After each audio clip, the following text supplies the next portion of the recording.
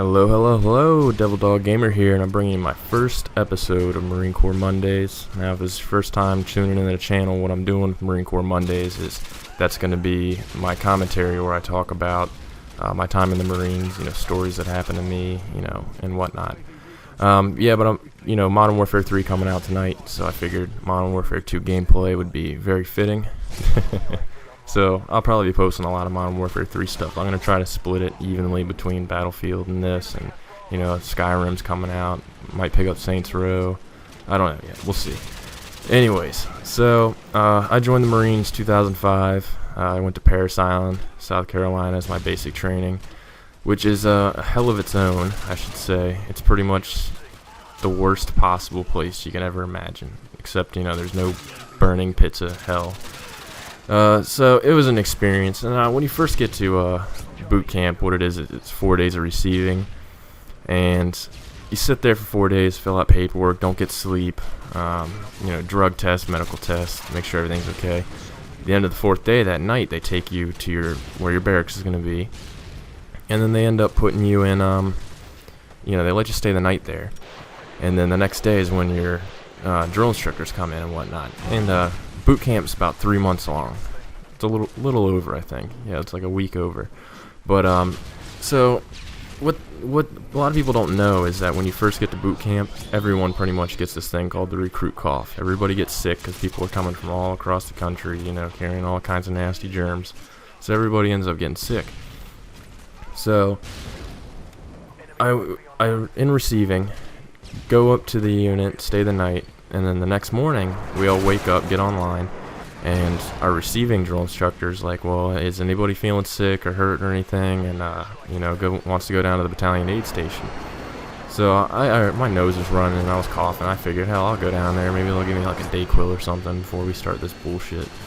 So me and a few other people go down there. So I go down there, talk to the doctors, tell them, sniffles, cough. I should have kept my mouth shut, honestly. I should have just sucked it up, but nope, wasn't thinking. So after about an hour, they come back. Oh, you got an upper respiratory infection. You're getting dropped. What the hell is that? Dropped? What the hell does that mean? So me and a couple other people ended up getting dropped. So what they end up doing is they make you grab all your stuff and they take you to this platoon called EHP, the Evaluation Holding Platoon.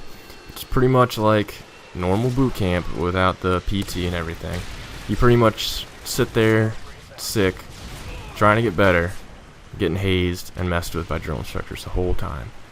And it's one of those deals that it really, really messes with you because you just want to get out of there and you're just stuck and you're kind of in limbo. And like every morning, everyone who's got an appointment goes to the doctor, tries to get cleared to hit a training unit. So I spent 3 months in that unit because every time I'd start feeling better, some new sick kid would come in.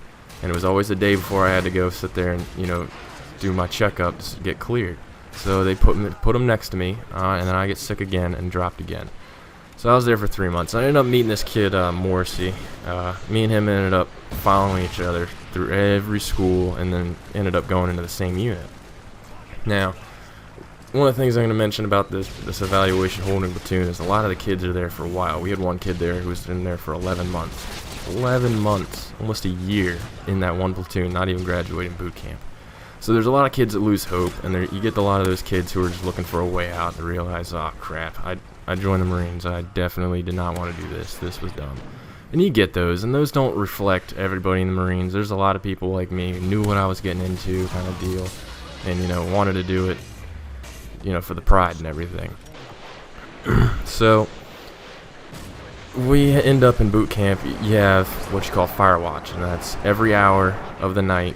You have two guys that are on guard in the barracks, and it switches. You wake up your next crew and whatnot.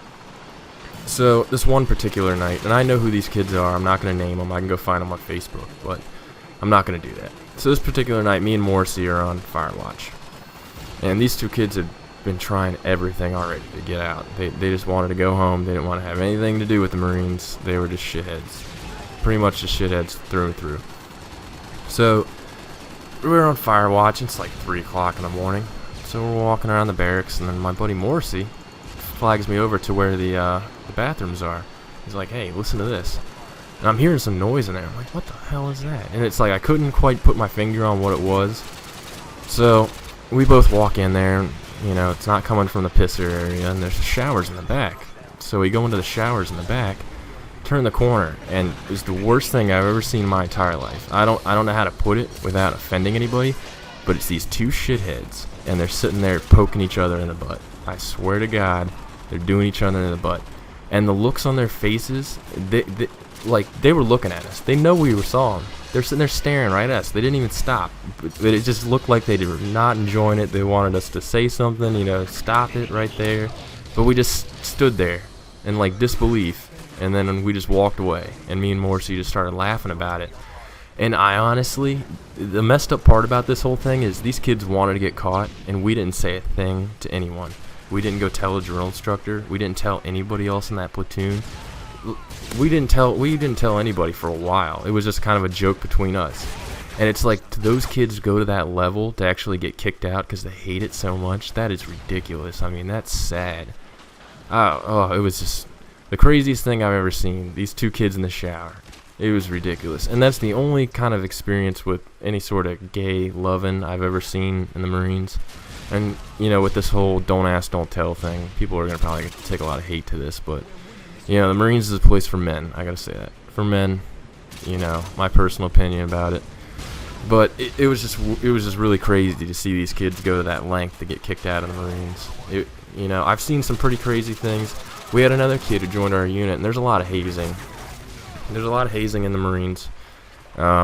It doesn't end with boot camp. It gets worse once you hit the fleet. A lot worse, you know. I've had my own hazing experiences. I'm going to save them for another story. But we had one kid, new to the unit, probably 3 days worth of hazing. We were out in formation out in the parking lot. So we get release in formation. I guess somebody said something to him like, you know, we're going to get you later, or, you know, go stand by or whatnot.